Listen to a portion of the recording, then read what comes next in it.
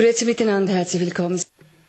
Well, a warm welcome, ladies and gentlemen, to our next panel at the Open Forum here in Davos. We're talking about energy demand and the kinds of energy that we use, and we're discussing what we can do about consumption, about reducing consumption.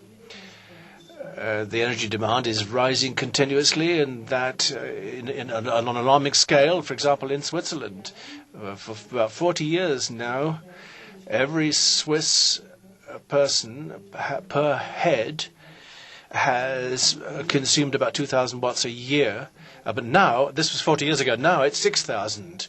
By comparison with the United States, there they consume 10,000 watts. So we've also seen a rise here in Switzerland. The energy-saving egg boiling recipe seems not to be used very much, and the implications of this constant rise in energy consumption and the associated emission of greenhouse gases are cause for concern. Well, we all know that resources are becoming short. We are very concerned about the economic and political package which is required. The purpose of the panel today is to talk in practical terms of what can be done, not so much in analytical terms. What we really want to hear from our panelists is what actually can be done. And are you confident that this change in people's mentalities and in people's awareness is actually going to follow through on a global level? Well, we have sustainable energy consumption. Does anyone care? Well, that's the title. Does anyone really care? I'd like to introduce our panelists now. Right on the edge, we have C.S. Chang. He told me I shouldn't actually try to pronounce his name, that I would fail pitifully, and everybody would laugh. But anyway, be that as it may, he was born in Shanghai, grew up in Taiwan, and got his doctorate in the United States. He is now chairman of the Environment Fund Peking University in the People's Republic of China. As you know, China is experiencing tremendous economic growth. Giant new cities are rising from the ground, and they have to face major environmental problems. Mr. Chang has developed concepts and ideas, and we shall no doubt hear something about them in the course of our panel. Welcome, Mr. Chang, then. Right, then we have Fatih Birol, born in Ankara in Turkey. She studied in Istanbul, got her doctorate in energy and at the Technical University in Vienna. She speaks German, but doesn't want to today. We can certainly accept that. He's actually been working for the Energy Agency in Paris in recent years as chief economist. And perhaps that was actually founded in 1974 in Paris, the European Energy Agency, and the 16 by the OECD and the 16 oil importers in reaction to the actions of OPEC. And Switzerland, of course, was one of the founder members. The purpose of the Energy Agency is to reduce demand and achieve better distribution in the face of difficult supply difficulties. Then we have Emanuel Höhener, the Chief Executive Officer, CEO of the Elektrizitäts-Gesellschaft Laufenburg, the EGL, in Switzerland. And then we have a guest from Canada on the other side, David Runnels, the Chief Executive Officer of the International Institute for Sustainable Development in Winnipeg, Canada. This institute is contributing to sustainable development by making strategic recommendations for international action in investment, climate change, and so on and so forth. That's to say, the management of natural resources is engaged in elaborating policies there. David Reynolds, studied in Toronto and in Columbia University, and inter alia has advised the World Bank and the OECD. Then we have Franziska Teuscher, the president of the Transport Club of Switzerland since 1994, active in the National Council, and has a doctorate in biology. Well, let me anticipate. Let me ask, does anybody care? Can I ask our panelists that to start with? Does anybody care, Mr. Kerner? I have to say the China care. The reason is very simple. I think China, and everybody know, for the last 20 years, double-digit growth. And you have to say something about that. The reason because they brought about 300 or 400 million people out of poverty. They need almost to provide a job for 16 million people per year. That's a newborn baby. So because of that, it's tremendously, you need to provide a job, you need to survive. So you talk sustainable development, that means you have to provide a job. But if you do that, then in the meantime, you need energy. And I think China, and definitely, is going to reach maybe the second largest CO2 generator in the world. The way they continue to grow, they maybe can overtake even the United States. But I think this is the question, not only just local. This question is global. And I even thinking about it, this is the time. And we have to make a significant change in order to do that. I think I would just say a few words about why China needed, and I give you a little bit number, then you will know. China actually used the energy, 8% of the oil, 31% of the coal. They have a lot. Their per person, per individual, is about 1.2 ton of the coal. That's not that big. But if you multiply 1.3 billion, that's huge. So I think I just want to say, so China does care for themselves, but in the meantime, and for the rest of the world. But I would like to say later on, I would like to let everybody touch that issue. Then I say, what are the action we have to take? Because we think this is not just evolution, must be revolutionary and change. And China, and so I do have some of the plan we call what China can do for the world in the 21st century. Not only for the world, for themselves too. Thank you. Mr. Chiang, eine Revolution. A revolution, Mr. Chiang says. I wonder whether you share this view. Well, I don't know.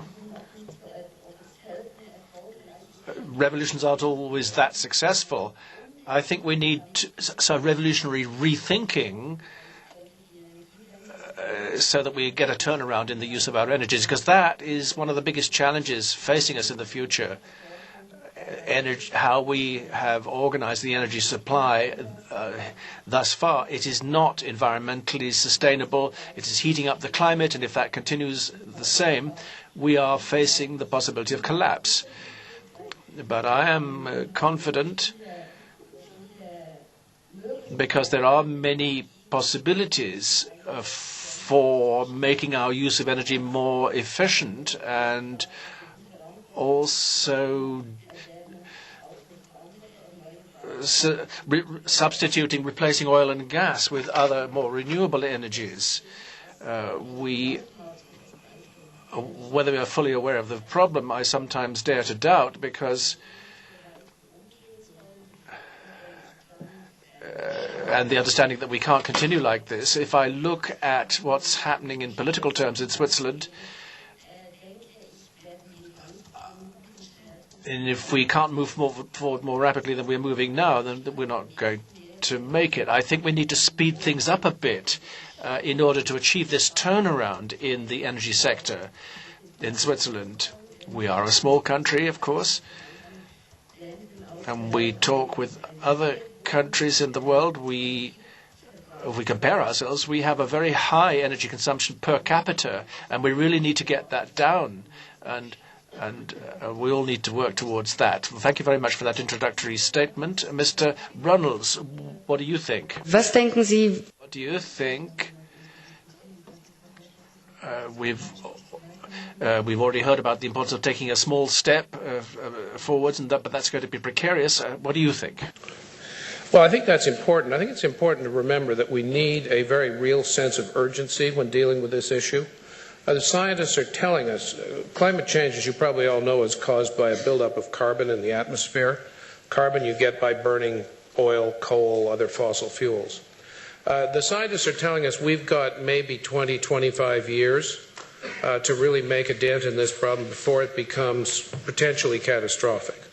And these are very sober scientists. There's a thing called the Intergovernmental Panel on Climate Change that consists of more than 8,000 scientists who are combing through the literature, the technology, and the politics of this.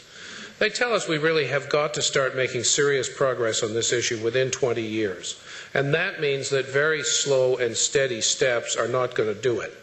The Kyoto Protocol, which is very controversial in North America and Canada and the United States, for all its worth, predicts or is designed to bring about a 4 or 5% reduction in CO2 emissions.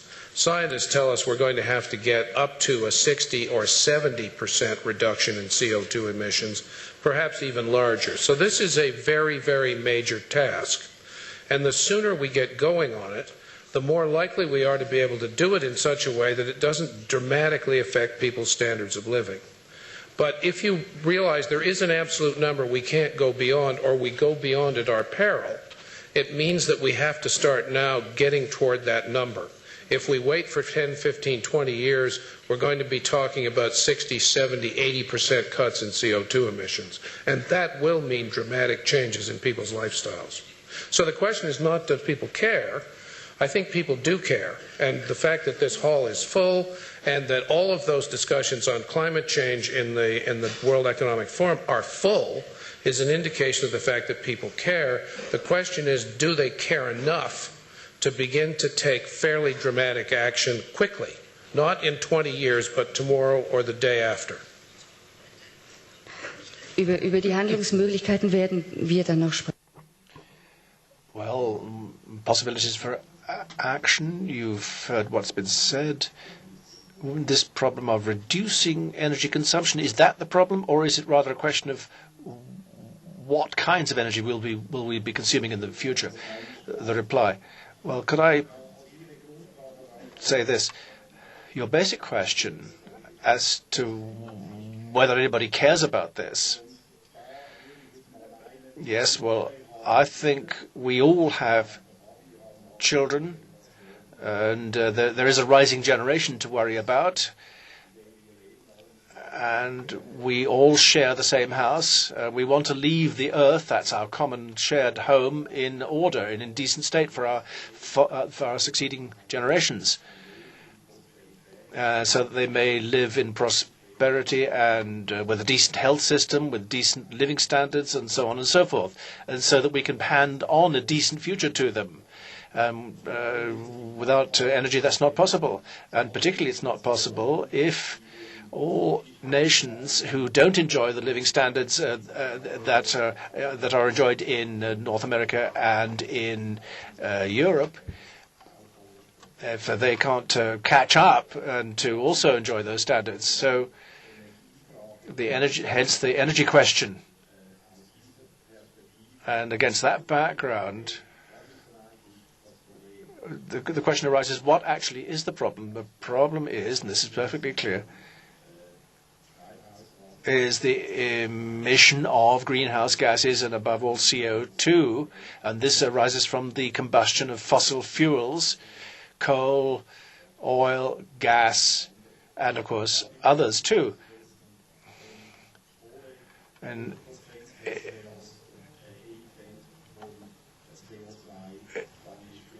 if you got 100% of CO2 coming from consumption of coal, it's 70% with oil, and perhaps 30% in the case of consumption of natural gas. So there is a clear categorization here. When you start to think in terms of substitution, very much can be achieved it's not only a reduction of consumption. That's not the only effort that has to be made. It is the more efficient use of energy. Well, we'll be coming back to that again later. Well, you've heard Mr. Birol. What is your view, Mr. Birol? This is my 5th year in a row coming to Davos, and I have never seen so much interest in the last 2 days for energy in the previous years. And I am an energy man, but I do not think that this interest for energy is because people are in love with energy, but because people have problems with energy. And looking at the future, I think if we do not make a major change in our energy consumption patterns, we will have worldwide 3 strategic challenges, and they are all very important. The first challenge that we are going to face up with, and every day you read in the newspapers, there is no one day that in the newspapers you don't see a news about the energy security. What does energy security mean? Very briefly, the oil, gas, coal demand is increasing worldwide, and the number of countries which can produce oil and gas is shrinking, declining to a very few number of countries. When we look at the next 10-15 years, there are only 4 or 5 countries which can bring a lot of oil and gas to the markets, namely Saudi Arabia, Iran, Iraq, Russia, and Venezuela. And when you look at these countries' nature, all of them are almost every day in the headlines of newspapers for energy, but mostly non-energy related reasons. So there is a lot of a reason why the consuming nations, about 5.5 billion people in the world, are rather reluctant about the security of energy supply, and we have seen that energy might be used for different purposes, for political purposes and so on. So from an energy security point of view, we are ending up an unsustainable future. So this is the first reason why we have to change our policies. The second reason is that with our current energy system ends up with a substantial increase of the carbon dioxide emissions, which is the principal reason for the climate change, for the heating of our planet. And according to today's CO2 emissions, carbon dioxide emissions are unbearable. They are very high. And again, if we do not change our policies, 25 years from now, these unacceptable levels will increase 50% more even from today. A big risk we are taking. Third and the last risk, and most of us in the developed world unfortunately do not pay enough attention to, namely, today in the world 1.6 billion people in sub-Saharan Africa, in Asia and in Latin America do not have electricity. The day finishes for them much earlier than for us. Electricity means everything. In fact, energy is in fact a good thing. It makes our life, if it is produced and used sustainably, it's a good thing, because in electricity, without having electricity at home, how a woman in Africa can keep medicine for the children without having a refrigerator. So this is the third challenge, energy and the poor. And since those people have no money and cannot have electricity, therefore without having electricity they cannot get developed as well. There's a vicious circle there. So to sum up, I think we have to change our energy policies substantially for 3 reasons. To improve the energy security, to reduce the carbon dioxide emissions, therefore eliminate the risk of climate change, and the third one, to bring electricity to the poor people, which we often unfortunately forget. These are the 3 reasons I think very important. Security of supply is a question I'd like to pick up. What's the outlook? What does your agency see in the way of supply for fossil supplies? We can do 3 major policies. First of all, to use energy much more efficiently. There is a huge room to improve the energy efficiency. Therefore, if we use less energy to do the same things, then we need to import less oil, less gas from these unstable countries of the world. This is good news. And the second, if we use less energy, which means that we will emit less carbon dioxide emissions, this is also good for the environment. So the very first thing is the less energy use, less efficiency use, and Switzerland is in fact one of the champions of that, and the Swiss government is a very good supporter of that policy. The second one, more renewables. Renewables can be used in many cases in a cost-effective way. Wind, hydropower, these are very important in order to replace the oil and gas. And the third one, we suggest in the countries where it is acceptable to use nuclear power in order to replace natural gas, which is a carbon-free source of energy. These are the three policies that we think: more energy efficiency, more renewables, and in the countries where it is accepted, nuclear power. Trotzdem darf ich noch mal nach. Nonetheless, may I go back to this again? What is your assumption for how long these resources will last? It's probably difficult to answer this question, but that we get a bit of an idea of what the time frame is, at least what you think. We have enough oil worldwide. With the current tempo, we can, without exploring new oil fields and so on, we can use oil 40, 50 years. But it will create a lot of problems price-wise, geopolitically, and so on. I know that we will discuss geopolitics tonight, but these two problems. But we have to, the fact that we have enough oil worldwide doesn't mean that we have to use the last drop of oil. One day oil will finish. And I think we have to leave oil before oil leaves us. This is one. The second thing, the urgency, the time. I think this is a very key issue. Next 10 years are very, very important. Why next 10 years are important? There are three reasons. One, China. China is growing very strongly. The amount of power plants China will build between now and in 2015 is equal to the all European countries what they have now. In 10 years, they will add a Europe to China in terms of power plants. And now what China is choosing, 90% of those power plants are coal-fired power plants. Of course, good for China for the cost reasons, but bad for the carbon dioxide emissions. I understand China very well, that's why they go for carbon power plants, but I would like to... I'm sorry to interrupt you. You're going very far right now. Okay. Very far. I would like to... Also nicht zu weit in der Let's keep to the current arguments. Yeah. Bleiben wir doch noch bei China. Let's stay a bit with China. Mr. Zhang, you described this a moment ago yourself. Specific number, about China energy, I think it's very shocking indeed. But the number you quote, I think a little bit exaggerated. I can give you a different number. I think the number about the energy and consumption in China, I totally agree with you. Three different options over there. Conservation, energy efficiency must be improved. China, the energy conservation efficiency, I think have plenty of room because their efficiency is so bad.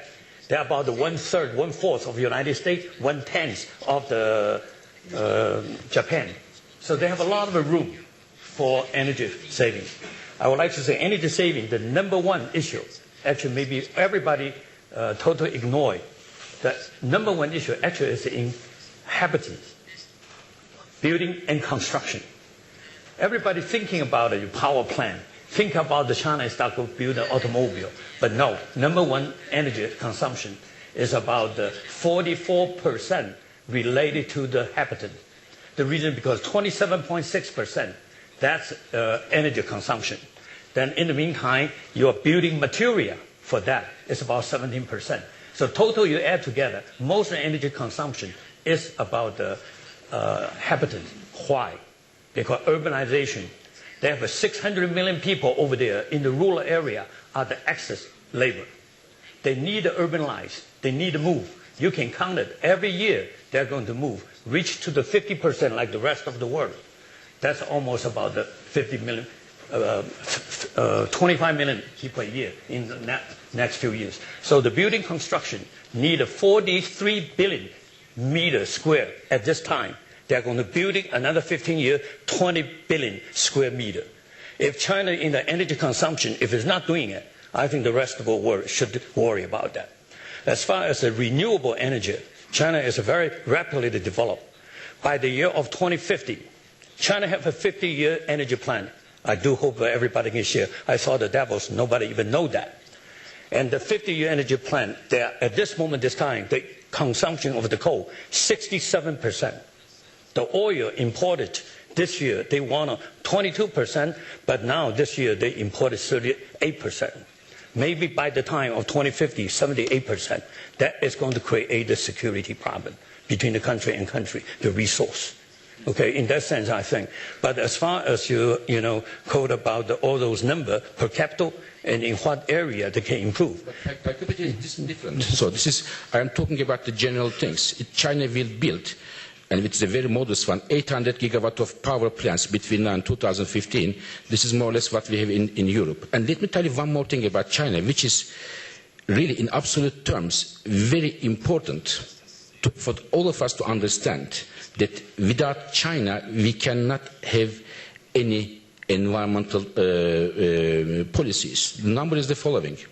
CO2 emissions which will come from China between now and 2030 is equal to all OECD countries. It means US plus Canada plus all European countries, Japan, Korea, New Zealand, all put them together. It is the twice. All OECD countries times 2 is equal to what will come from China in the next 25 years. So, but this is when you look at it in a per capita basis, however, even in 2030, I have to defend China here, even in 2030, China will emit less CO2 emissions than the rich countries on per capita basis. But in absolute terms, China will grow substantially, and we have to find a way that China will follow a sustainable energy development, which will be good for China, but also the rest of the world. Well, I think it's important. Would you just say something about China? It's important not to fall into the trap of assuming that China is the major problem here. You're quite right. I mean, China is growing very rapidly. It's building as much every year in coal-fired power plants as exist in the entire state of California. But the fact is that in North America particularly, we are so profligate in the use of energy that there are enormous opportunities for energy conservation and for the other things that Mr. Birol is talking about. And one of the things that I'm afraid of in the debate here is that it tends to focus, because Davos is so focused on the new power relationships this time around, the rise of China and the rise of India, that the rest of us are getting off rather easily in this debate. The United States has, as you know, refused to sign the Kyoto Protocol. There's certainly no chance it's going to do that as long as Mr. Bush is still in the White House. Canada has, we've done it better. We've signed it, but we've then announced we don't intend to do anything about it, which I find a very interesting piece of public policy. But there is in all of the industrialized countries, and particularly in our part of the world, an enormous opportunity to become much more efficient and much more profitable through that efficiency. I think it's important to realize that there are two sides to the coin, that you can either construe this as we have sinned and we're going to pay for it, and this is being organized by the Protestant churches of Switzerland, so I presume that sin plays some role here. And therefore life is going to be hard. Or we can say, as a number of companies are saying, here's a real business opportunity. You know, whoever works out quicker that the future is going to be in a low-carbon world and manufactures products that people can buy that will allow them to retain their lifestyle and exist in that low-carbon world is going to win the race. And there are a lot of companies down the road that I think have just made that transition. So I think we ought to, those of us, and most of us look either European or North America, we ought to figure out what we do with our own problems here. We have to figure out how we get our own consumption down and how we get a lot more efficient. We really clearly are going to have to deal with China and India. But dredging up all the statistics about how fast China is growing, I think diverts attention from the real problem, which is the industrialized world. We've put most of the CO2 in the atmosphere that's there now, and we're still putting a lot more in collectively than the developing world is. So this is our problem, paramount. And if we don't do something about it, we won't get China to do anything about it. I think I would like to today actually to talk kurz, weil ich möchte. Just briefly, please, because I'd like to talk about the concrete actions that we could take. Okay?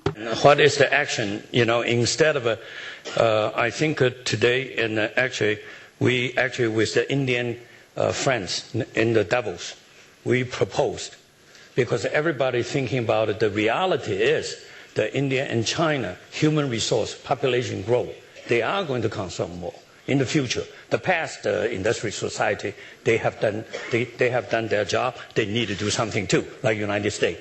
5% population use about 20% of a resource. Well, those kind of things can be discussed, but let's find some solution. The solution, I think, is quite simple. It's not that simple, of course.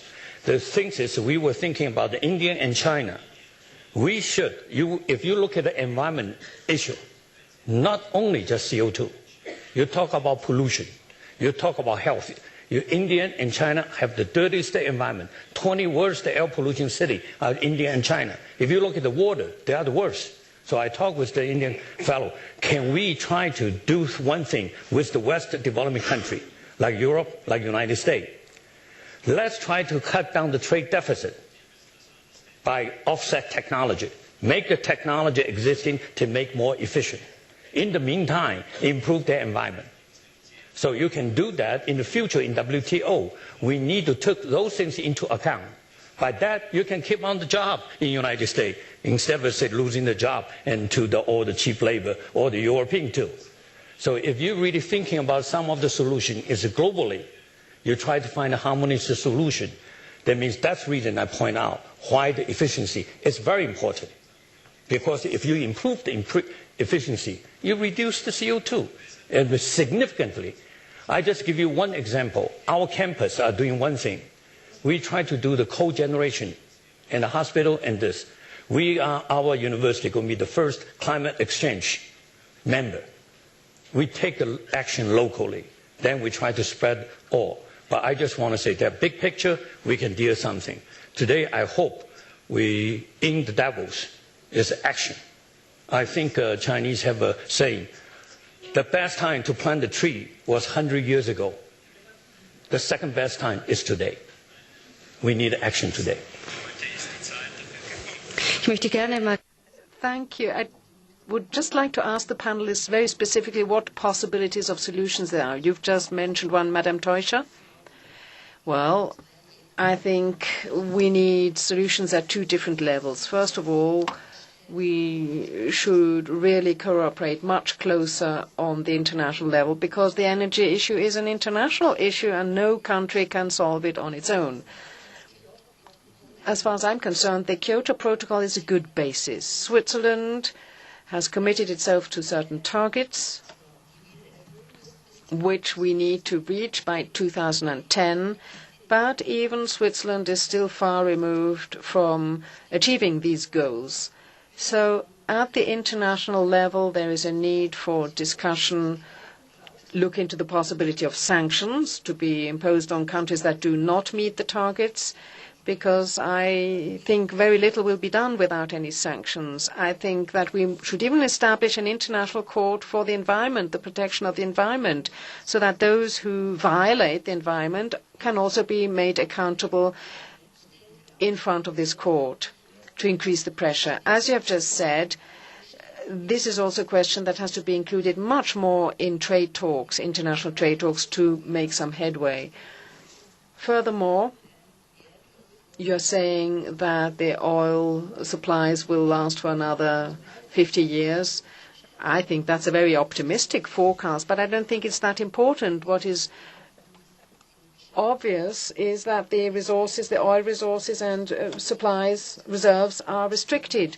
And because of this, we should have an international oil authority that will help us to see how we can manage these resources best. We've also got an international whaling committee, and we also have an international fisheries commission that has discussed on how to best manage these resources.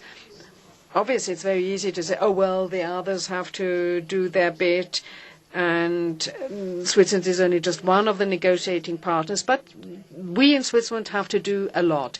If you look at the vehicles that are bought in Switzerland, it's not the 3 or 5 liter per 100 kilometer consuming cars that are being bought increasingly. It's the ones that consume 15 liters per 100 kilometers. And I think we also individually should ask ourselves whether we need these large vehicles. Wouldn't it be just as useful to buy a smaller car that consumes less and therefore is less harmful for the environment? The dilemma we are in, politically speaking, is that the price of oil is simply too low.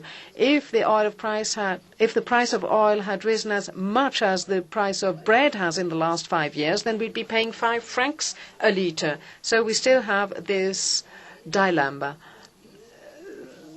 The renewable energy sources, which are less harmful to the environment, are still too expensive compared with oil, and that is where we have to change our mentality as well.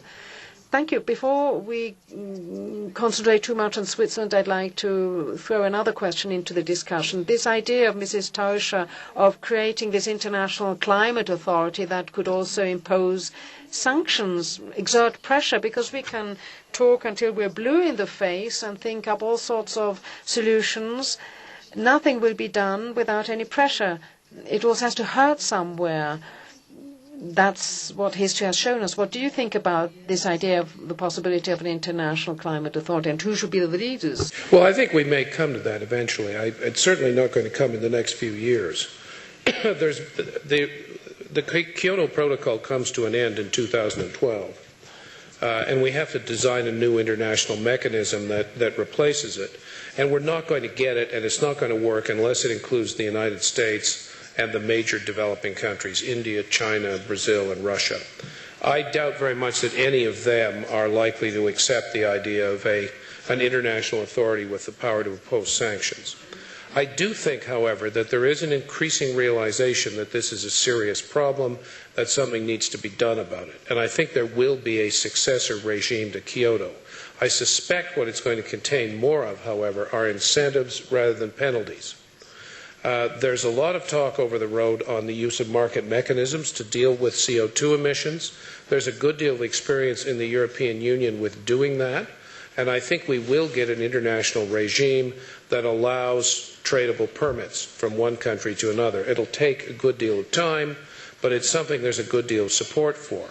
I think we'll also see a number of other incentives built into the system for participation by China and India. Technology transfer, probably not targets at the beginning, but a way of easing those countries into the system and giving them the help they need to begin to modernize their economies. Just let me add one other thing, that roughly 40% of all the carbon dioxide we put into the atmosphere comes from burning coal, comes from coal-fired power plants. So if we can't find a way to deal with CO2 emissions from coal-fired power plants, we're sunk. It's not the only answer. But if we can't begin to develop that as an answer, we'll be in very big trouble. And as Mr. Birol pointed out, China and India have very large coal reserves, so does the United States, so does Canada. And even in Europe, the number of coal-fired power plants is growing. So there is an international, I think an interesting international project here which would bring everybody to the table, which is how do we accelerate the development of technologies for burning coal more cleanly and for capturing and storing the CO2 that comes out of coal-fired power plants. That would get President Hu of China and George W. Bush and the President of the European Union around a bargaining table. We've all got an interest in trying to make coal more efficient and less polluting. That's not the only solution. It's only a partial solution, but it's 40% of all the problem. And I don't think we'll get that with a regime which penalizes people. I think we'll get that with a regime which encourages technological innovation and investment in new technologies.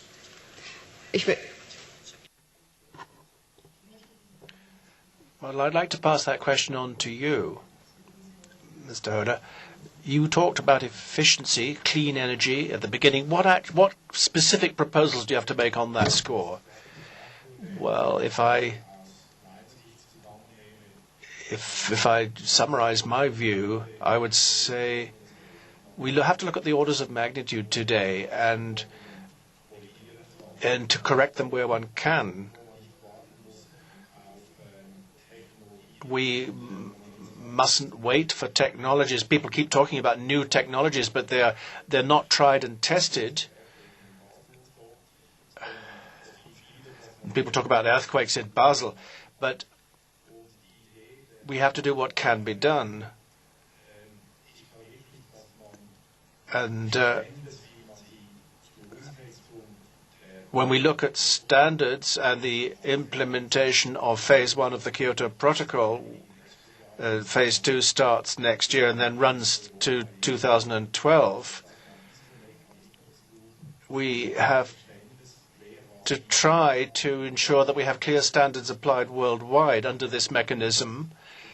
That's the very least that we should try to achieve, to apply these standards globally. And there are incentive programs contained therein. I agree we can't solve this through penalizing people. It is rather incentives we should look to, and to make sure that all consumers know what products are being used. And one example, I might mention the Joint Development Programme, which is in the EU area. It's only of limited application today, but it means that within the EU area, investments in industrial processes, not necessarily power stations, but any industrial process,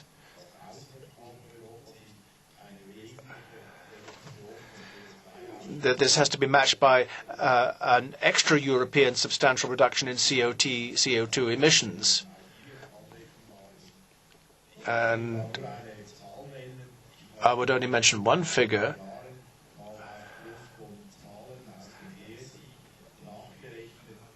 About 18 months ago, I did a calculation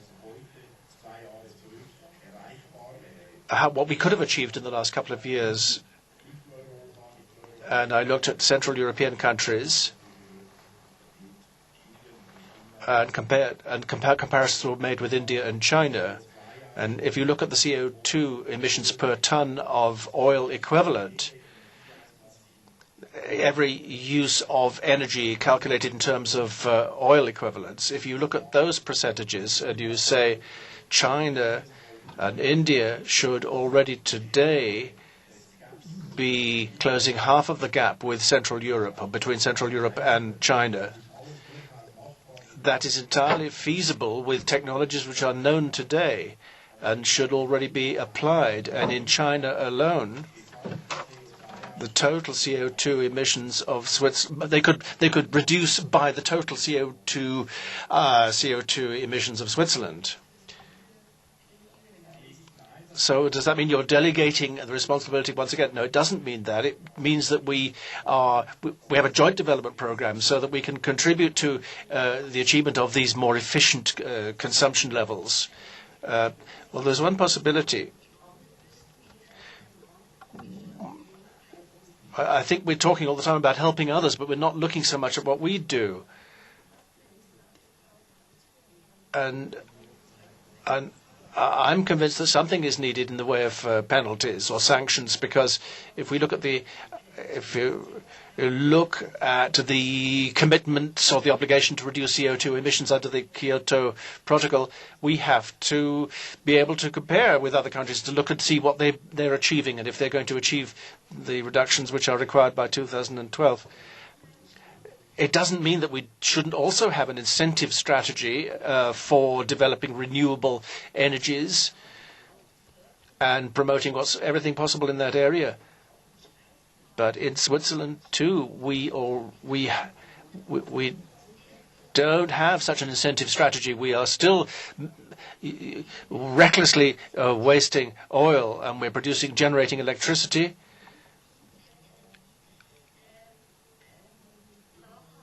But this is not sustainable in energy terms. All of us, we need to exhaust all the measures that are available, and that means certainly an incentive strategy, but there is also need for a legislative framework. So taxation, for example, levied on CO2 emissions so that use of oil becomes more expensive, and other kinds of energy which are less environmentally damaged will be given more of a chance. Well, I would like to say, with a special CO2 regulation, that we had a far better chance of doing something in Switzerland.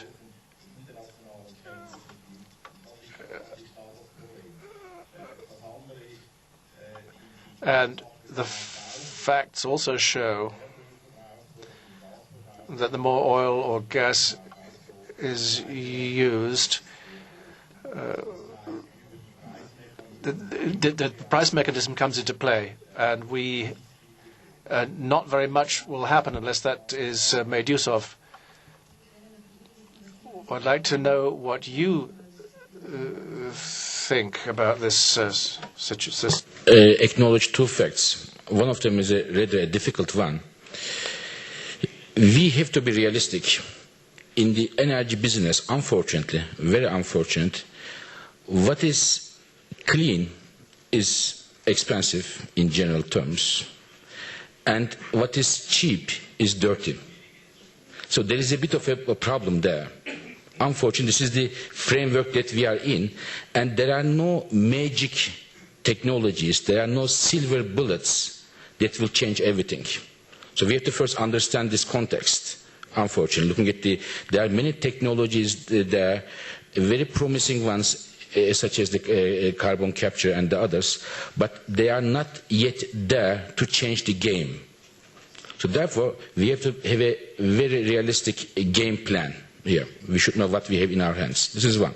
Second, we should also, there is also good news. The fact that this discussion of energy and climate change, many experts were pushing since years and years and years, and now it is just now that even the most conservative politicians, policymakers, started to talk about these issues. This is an important development. Now, however, there are three different levels that we have to do something. First, policymakers. They shouldn't only talk, but also walk. We want to see that. We want to see action is coming. Second, energy industry. Energy industry in their statements mention more and more environment and climate change, but they should know that without adopting the sustainable development concepts and the environmental picture into their daily business, they will lose from their profits, and they should do so if they do not pay attention to that. Third, public, consumers.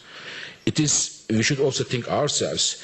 On one hand, we want to see that the CO2 emissions go down, environmental is becoming more reasonable, there's a sustainable development trend, but we do not want to change anything in our lives. There's a contradiction here. We have to be honest to ourselves as well. If we want to change the things, we have to, the global picture, we have to start from home. What could it be? Energy saving, or perhaps higher energy prices. We should be ready to see higher energy prices if we want to change our energy consumption, energy patterns. So, to sum up, policymakers, energy industry, and the consumers should all be ready to make a step change in their behaviors. Thank you very much for that view. I would like to say, and I only give you some of example because everybody care about China and talk about that. I would like to say China recently is going to establish climate exchange, which means you put the cap and trade. So that's the incentive. And because you put this cap and trade, then everybody, how much of the CO2 you save, you can be credited. That's like a Chicago Climate Exchange. European Climate Exchange is already established. In just the last couple of years, it's already reached 100 billions. In the United States, the cap and trade is already greater than the number, the asset is greater than total agricultural export. So I'm really thinking about it in the future, in the 21st century. And energy is one of the examples, because we are not like the first industrial revolution. We thought about the natural resources unlimited. Now we know it's limited. So in the future, the commodity trade and it could be an incentive and like a cap and trade. That's most agreeable. And that's a different form of the Kyoto transform maybe in the future. And besides that, I would like to mention the cap and trade is the thing. China already did that and already started. And the next one we're going to do is water. That's the natural resource. Energy and water, and in the metal, the third thing, maybe even the metal. You know, the lead price, even the aluminum price was $700 a ton. Now it's $1,800. The world is consumed so much because of the population. We must figure out some way.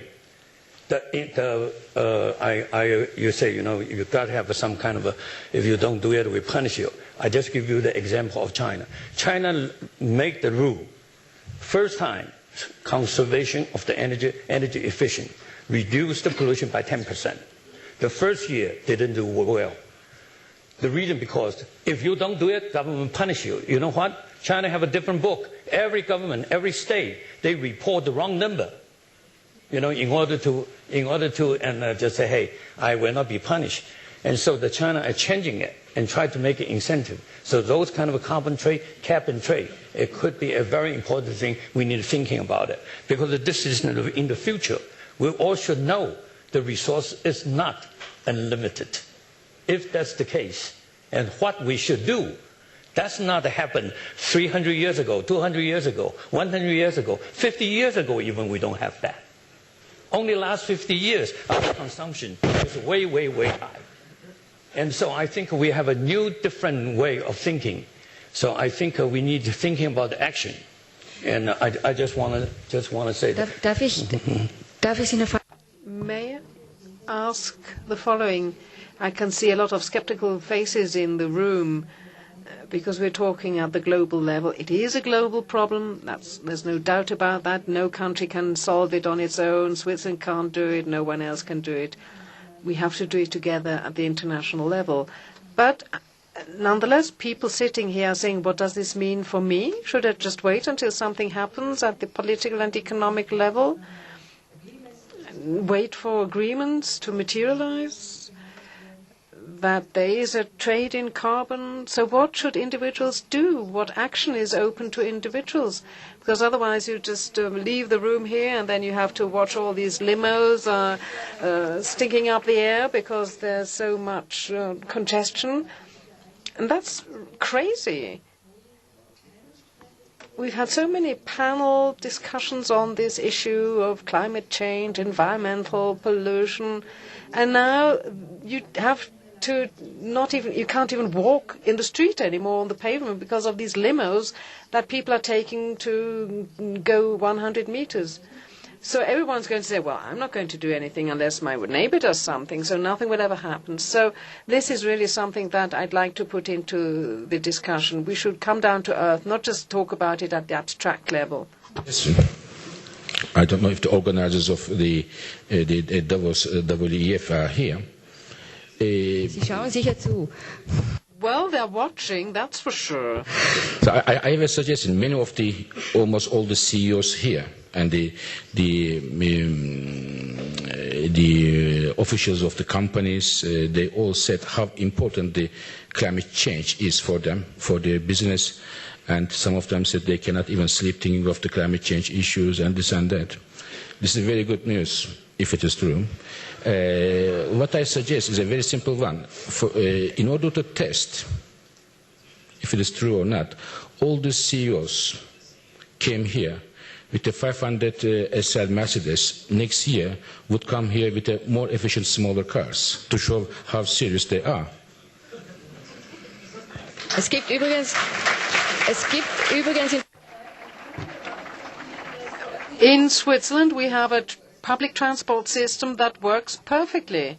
And since this morning we've been hearing the helicopters buzzing around.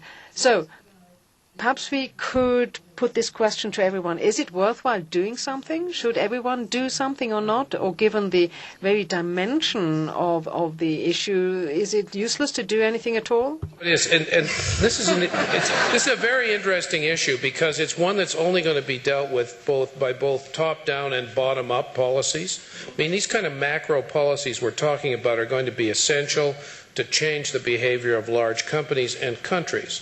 But there are plenty of things that individuals can do. The one thing about climate change is that it's a genuinely global issue.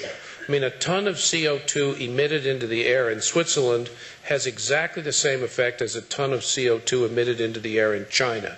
It's not like tropical deforestation, which is a problem for tropical countries and some consumers in developed countries. What you do has exactly the same impact on the environment, the climate environment, in terms of your emissions as CS's and his students in Beijing do. So what you do and what you don't do has a direct impact on this issue. And I would urge you to avoid the trap that a lot of the smaller countries, like mine, for example, have fallen into, of saying, and you hear this in Canada all the time, we're only 2% of global CO2 emissions, so it doesn't matter a damn what we do. We can't do anything because the U.S. won't do anything, and the U.S. is our biggest trading partner. It's simply not true. The fact is that, as I say, a ton of CO2 is exactly the same no matter where it is. So what can you do? It comes down to things that I'm sure you all know about in your daily life now. The best investment in trying to deal with climate change is conservation and efficiency. You get the highest returns. Amory Lovins, who's quite a well-known American writer on the subject and who's at Davos this time around, talks of the concept of negawatts. I don't know whether this will work in German, but electricity production is measured in megawatts. And he talks about negawatts. And you can get more negawatts per dollar expended than you will get megawatts by building new power plants. So it makes lots of sense for utilities to encourage their customers to use less of their product. It doesn't sound right, but it does make good sense because it's actually more economical for the utility not to have to build new plants. So investments in home insulation, more efficient appliances, better lighting, kind of thing we're talking about with transportation so that everybody isn't driving around in a limousine. The one actual result of the collision between the super efficient Swiss public transport system and the Mercedes limousines is that the fastest way to get from anywhere to anywhere else in Davos at the moment is to walk. And that's the most energy saving thing you can do. And I must have left. I had to get from the Kirchner Museum to the Meyerhof Hotel last night, and I must have left 3/4 of the people in my wake because I walked, and they were all going steadily around, back down the hill, around through Davisplatz, and all the way back again, choking on their own fumes. So it's personal mobility. It's how you use energy daily in your house. People don't use energy. They want heat, they want light, they want mobility. And they want to be able to use electrical appliances. Nobody cares beyond that what it is. So if you can actually reduce your consumption by increasing the efficiency of the items in your home, by taking public transport, which I know people in Switzerland do a lot more than we do, and by reducing your own footprint. You can get these carbon calculators. They're on the internet. They're very easy to get. You simply enter in what you do. How much you commute, how you heat your house. It'll tell you how much carbon dioxide you're essentially emitting on an annual basis. And you'll also get websites that will give you suggestions as to how to reduce that footprint so that you can actually measure fairly precisely just how much carbon you're putting or I'm putting into the atmosphere and how you can reduce that. And that's something particularly students at a school like this would find very easy to do. It's an interesting class project. I don't know whether you're doing it or not, but a number of schools in North America have done it as a school. How much energy does the school use? What does it use it on? How can you reduce the energy use within the school? So there are lots and lots of things to do. And for people who are computer literate, it's actually quite fun. It's a really interesting intellectual exercise to go through calculating your carbon footprint and doing something about it. Perhaps you could pass on these internet addresses, these URLs, so that we could put a link on the Open Forum website to these calculators. Now, I've already touched upon some other ways in which one can reduce the energy consumption, and in Switzerland we've also discussed this 2,000 watt society. This is something that has been suggested by the Swiss Federal Polytechnic, and we should reduce the per capita consumption by about a factor of 3 to come down to 2,000. I cannot give you all the details of this study of the university, and that could be possible without making any inroads in standard of living. For example, having min-energy systems when you build new houses or when you renovate houses, and all these other measures. What do you think about this? I'm sure that you participate in these discussions several times. Well, this is going to go down to the very local level, and I'm going to talk local. The 2,000 watt society is the slogan, and the main emphasis is on society and not 2,000 watt, because it's only a consequence. Today, you really could do everything. Everything's possible, but the question is, do we want it? And why do we want it? What's the purpose of it? What's the meaning of it? What's the sense in it?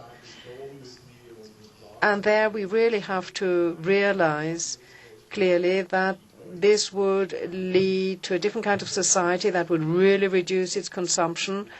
We're talking about the future of our children and children's children, a society that would be working completely differently from what we know today. And then the question is also whether the same premise would apply to those countries that still want to develop, and would they be allowed to go beyond the 2,000 watt level. It's really a social and sociological issue, not an energy policy matter. Energy consumption is merely a consequence of having this different society. Give you another example. We could tear down this house and rebuild it only with stones. We could do it, it's feasible, but is there any meaning in doing this? So that's one side of the coin of this particular story. Visions, you mentioned visions. One can and should have visions. We have this in our very own daily life, in the business sector. But visions are something special. I can tell you what my personal vision is. I would like to go to the Matterhorn, up to the Matterhorn. I've never done that. I want to go up Mount Everest. That's a vision. Maybe I just have to train to do so, and it would be possible. If I were to say, oh, I want to climb a mountain that's higher than Mount Everest, well, that's an illusion. And I think we are very much in the realm of illusions when we are aiming at this 2,000 watt society. That's my personal opinion. I also know that the Swiss Polytechnic also sees it in this way. Well, would this be a worse world then? No, that's not what I'm saying. You just have to be aware of what you're doing. Look at the pamphlet of the 2,000 watt society. I haven't got a copy with me. But if you read this pamphlet, you'll see that there are about 12 or 14 conditions that would have to be changed that would really be invasive of our personal life. Give me an example, says Mrs. Meyer. Well, there's very much constraint that would have to be accepted, and that would change the way we live. I think that we already live in a society that is much too constrained. There are too many obligations, and we should free ourselves from some.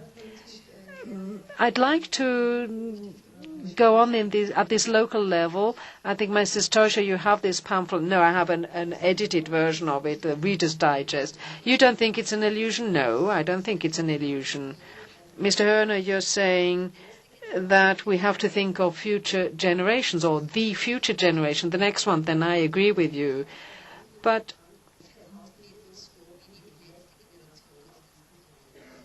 we are behaving as if we were the last generation on this planet when we look at our energy policy.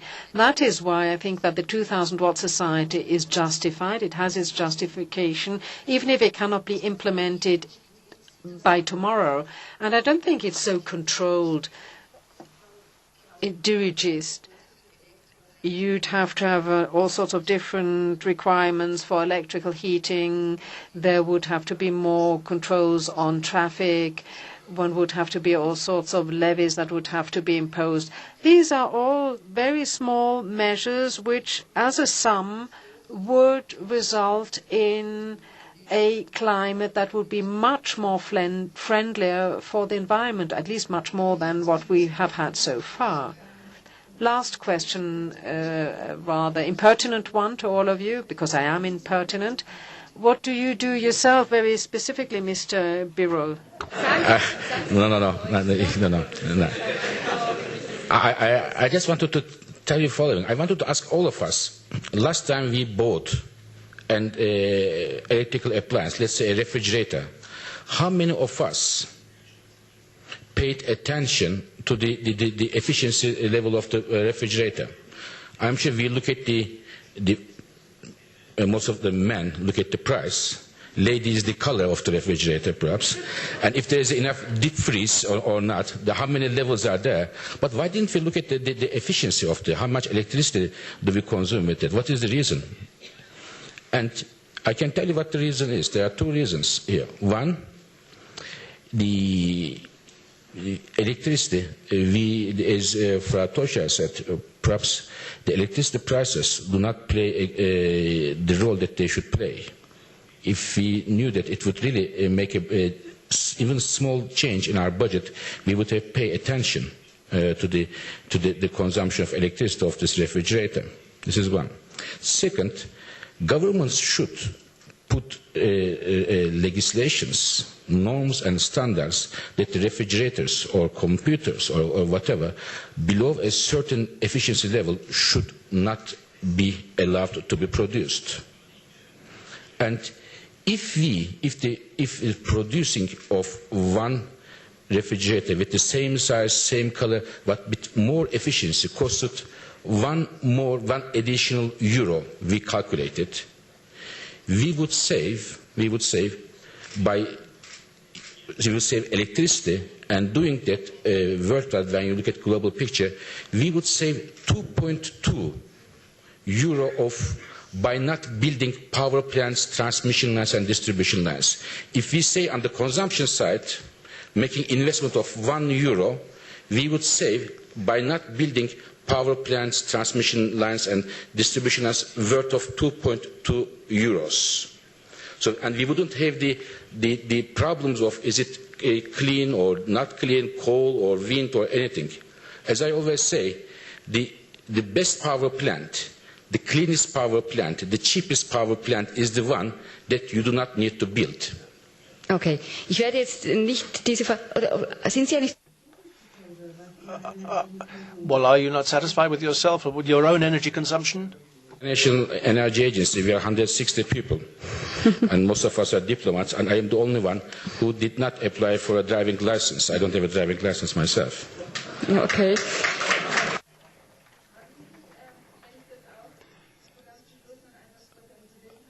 Well, if I can introduce a personal impression, do you sometimes ask yourself whether I couldn't do something more? Well, I might have a bad conscience.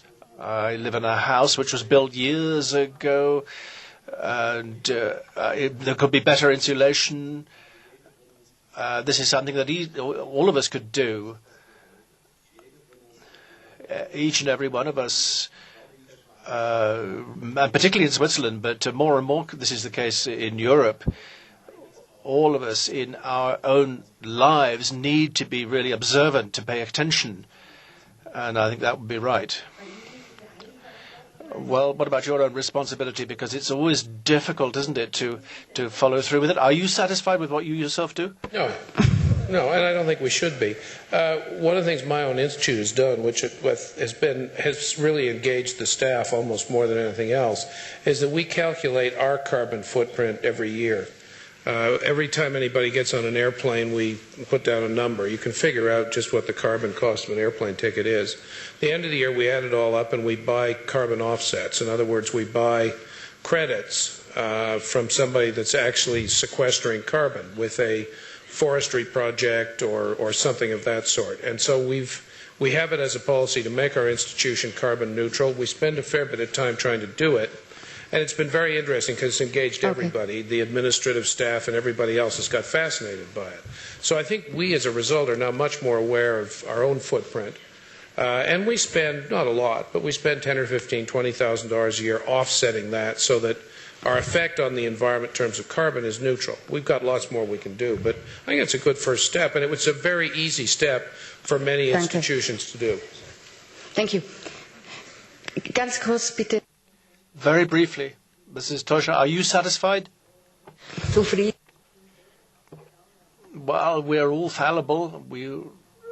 Sometimes I'm satisfied, sometimes I'm not. To take a good example, in the new year, we I tried to do something with our family in the new year to reduce our consumption. Are you happy with yourself? No, as an individual, I think I have a lot of room to improve. But I think everybody say actually one very significant thing is now we know the price of the energy for the climate change for other. So add one element. Each individual maybe start to count how much carbon they consume, and then maybe and try to compete with each other. See about the footprint. I do hope the CEO of all those companies have the footprint. I don't worry about the limousine. I worry about their salary. I hope their salary should be evaluated. How much footprint they put it out, haben wir how much of the CO2. That's a good subject. We discussed that yesterday here. Genau. Herzlichen Dank. Und jetzt. Thank you very much. Well, now questions from the audience. Over there. I would like to start right here in the room. We do this in millions of buildings with, I understand from television and everything takes place in artificial light. We look at life, quality of life, and living standards. If we want to improve living standards and quality of life, then no limousines. We have to build consciousness. We are in a school now, and so I think that nobody can be satisfied with our own energy consumption.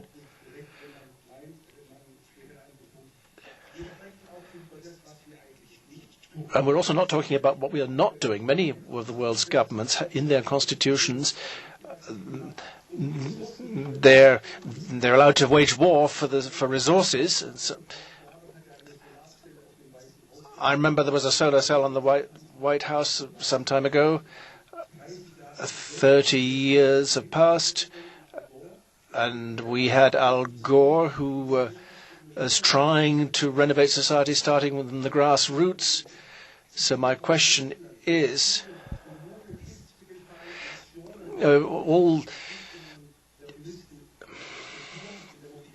what about the architecture and mobility and the solar strategy, starting all the way from primary school all the way up to the White House?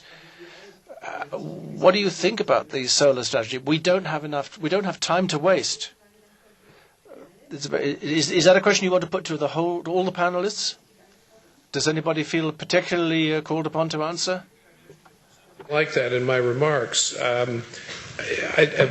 don't want to put anybody on the spot, but I wonder if the school itself and the students in the school have made an effort to actually calculate how much energy this school uses and what kinds of improvements could be made by changing lighting, by improving the heating system, etc., etc. I mean, it's a terrific school project. It's an interesting exercise. My kids did it in their school, and the school saved several $100s a year because it finally started measuring things and turning off lights, and it's not a complicated thing to do. What you're suggesting, which is improving the quality of the built environment, is exactly what CK was suggesting earlier. You know, we waste an awful lot of energy through inefficient buildings. We haven't really done as well with particularly the commercial building center as we should. And there are huge energy savings to be made there. But does the school calculate its footprint at all? There must be students here. It's not hard, and it's an interesting exercise to go through. We'll come back next year and we'll see if you've done it. Okay. Da hinten oder vielleicht da vorne. In the back, or perhaps, first of all, in the front. Ask in English.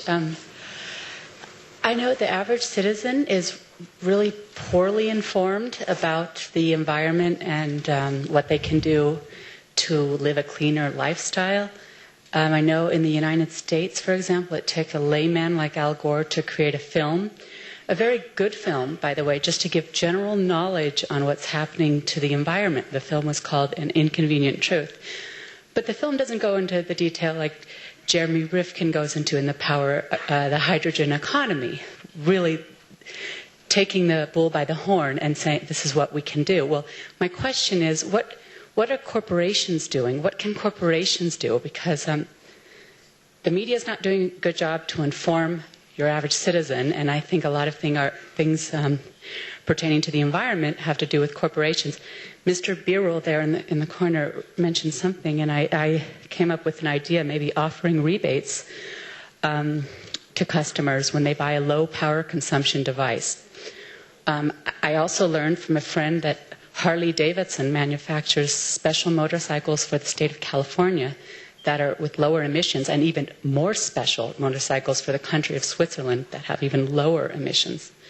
So my question is, what are corporations doing, or what can they do, or what are the limitations? Could I answer that one? You are completely right. If we do not have the industry on board, it will be impossible to change the trends. And the industry is using, first of all, a lot of energy itself, and also producing goods which do contain energy, and their consumers, like ourselves, using a lot of products that they use in order to, again, like light bulbs, like refrigerators, like TV sets, which consume energy. So what happens with the industry is key. However, we all learn in the school that the biggest objective, the main objective of an industry complex is to maximize its profits. This is the number one. And this is how the industries make profits. They list their, most of them, their earnings at the end of the quarters, and the shareholders look at them, and they have to look good to the shareholders. So I think to talk with them, to convince them, to appeal their kindness and all of these things have very, very limited success ratio.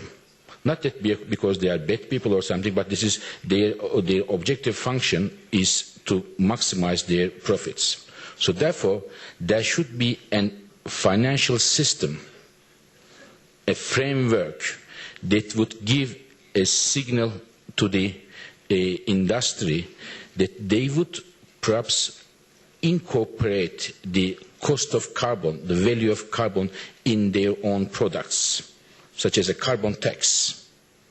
And this should be done in an international manner, and I think industry should be a part of that. By doing that and having a carbon tax, perhaps the car they are going to produce may be 5% more expensive, but at the end of the day, globally, our profit worldwide would be much higher than that 5%.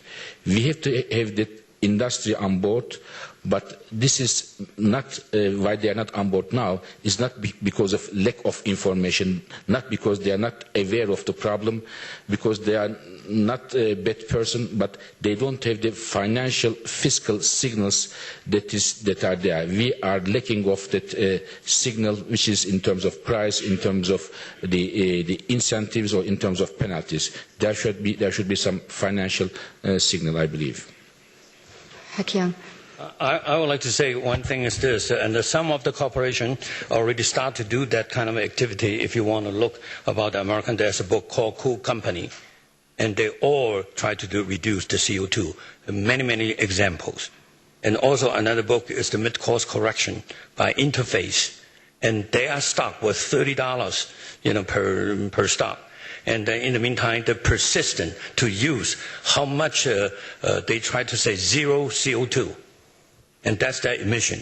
For 13, 17 years, 10 years, you can see the footprint. They're really, really reduced. But there are very few, those companies. But it's start to come in more and more, the corporate social responsibility. I just want to say, because we recognize this new phenomena about the climate change and all those things, people start to recognize it. And in the future, in the before, we only know about 100-year plan, and we use all the climate average. But now the things change. Okay, you cannot use the old way anymore. So you are changing. So this is society of changing. And then how individually and how you can cope with the change by the new facts. I really, really think you point a very important thing is how come common people, why they don't know it. Most difficult to implement anything about the globally all those things in any country is about the knowledge. Because each individual is the most important. I really think America have some good model. They call engineering experiment station and agriculture experiment station. That makes the United States become one of the largest for agriculture. I think we should have a new model we call economic, environment, equity, education, extension service, which means balance about your economic and also balance of your environment resource concern. Because that's kind of the thing we needed. Before we only consider productivity, profit. But now we find out there's a limit. We have the new realization. So we need a new infrastructure to pass the knowledge.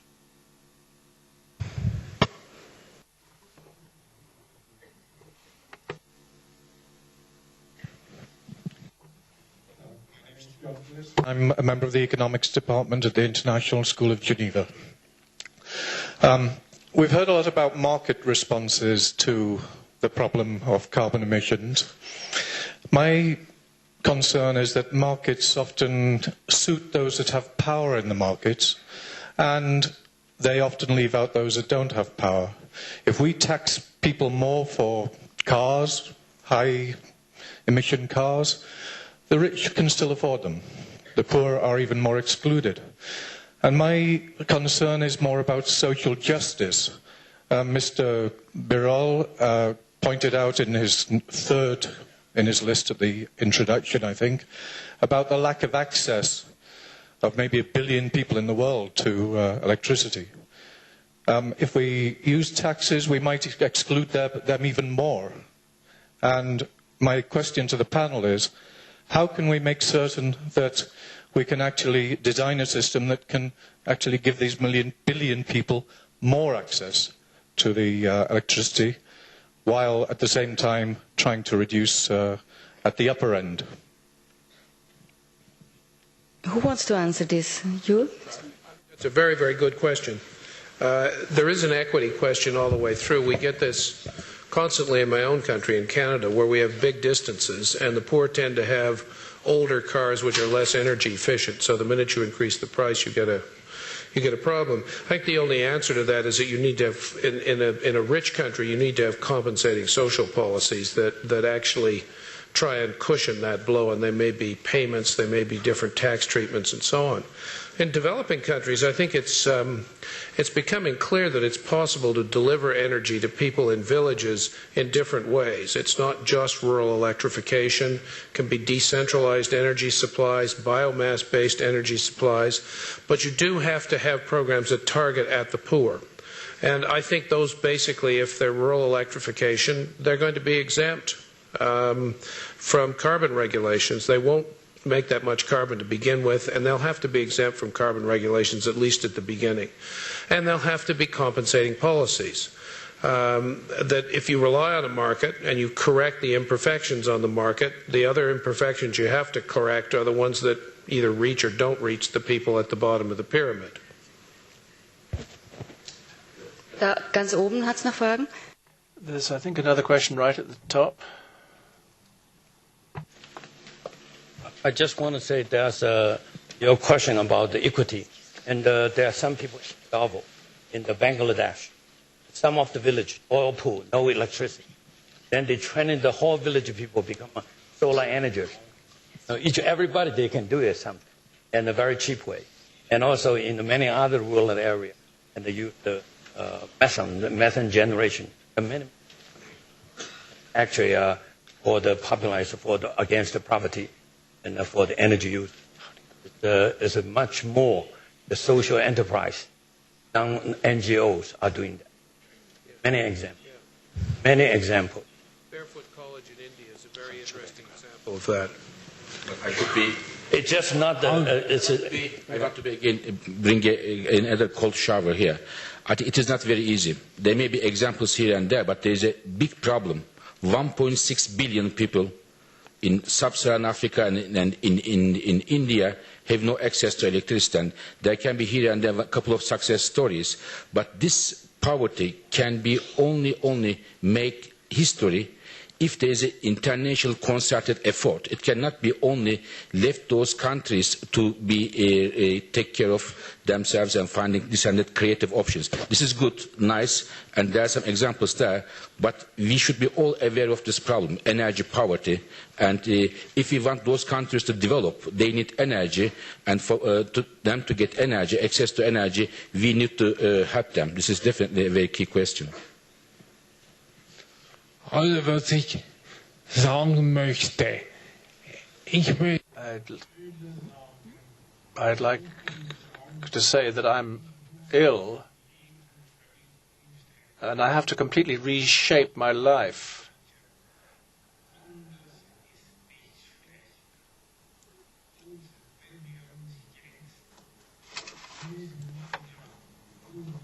And we need to change our lives.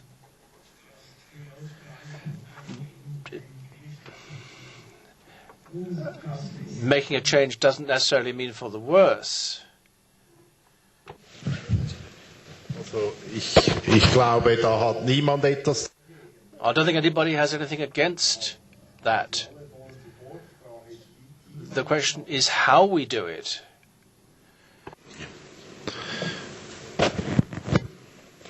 Okay, the last question.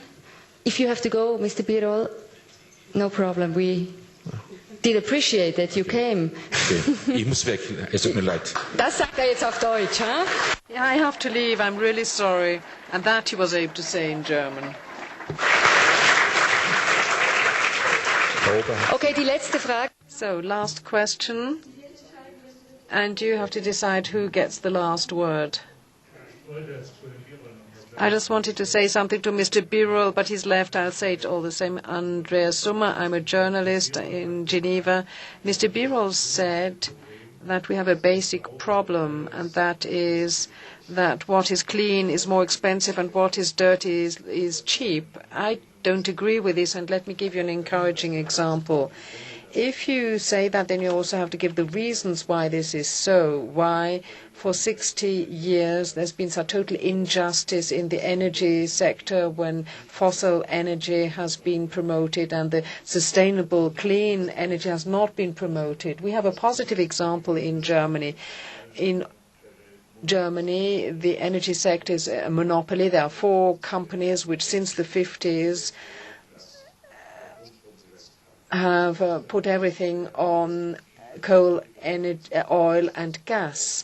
And there are all sorts of other industries that would like to work in water, for example. And these 4 big companies said, no way, end of debate.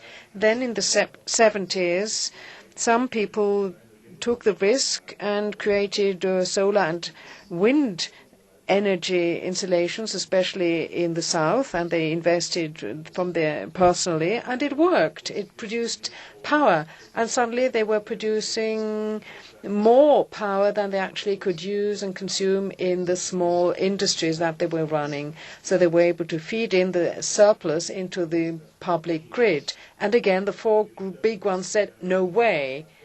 End of debate. Then in 1998, we had a new government where the Green Party was in the coalition, and suddenly there was a new law. This new law on feeding surplus energy and output into the public grid so that the power produced by these solar and wind installations were fed into the power grid. And the big ones said, oh, well, it's too expensive. Let's see what happens. The public won't buy it. It's too expensive. But there's tremendous demand. It's being purchased, this energy, this output. And I can tell you that in 4/5 of the German households, there are supplies of ecological electricity which is cheaper than the one that is produced on the base of oil-fired or coal-fired or nuclear energy-fired power plants. There was a survey in 1990 where 66% of the households said they would be willing to change their supplier and get an ecological supplier, but only very few households have actually done it. But all you need to do is to write a letter to this ecological supplier, and the supplier himself will then deal with all the red tape. But something can only happen if you do it yourself, and the same, I should think, would apply to Switzerland. Ja, ich denke, damit schließen. Well, I think that would bring us to the end of this panel discussion. I would like to thank the audience. Please leave the headsets on the seats, on the chairs, so that they can be collected and recharged. Don't take them at home because you won't hear anything when you listen to them at home. Internet addresses where we can find the calculator. Das wäre sicher interessant, und dann werden wir ich behaupte das jetzt einfach mal auf der Plattform.